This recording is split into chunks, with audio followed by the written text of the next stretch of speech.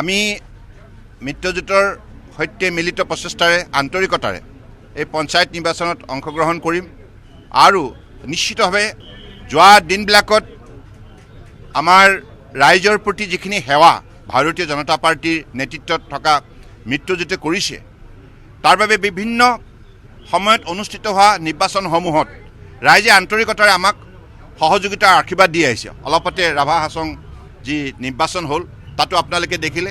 গতিকে পঞ্চায়ত নিৰ্বাচন তেনেধৰণে হ'ব।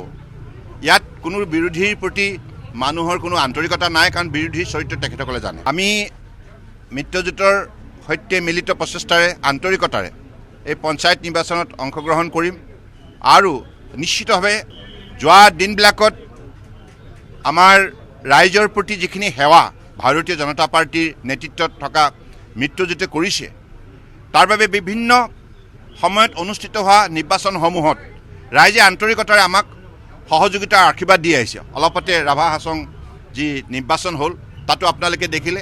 গতিকে পঞ্চায়ত নিৰ্বাচন তেনেধৰণে হ'ব। ইয়াত কোনো বিৰোধীৰ প্ৰতি মানুহৰ কোনো আন্তৰিকতা নাই, কাৰণ বিৰোধীৰ চৰিত্ৰ তেখেতসকলে জানে।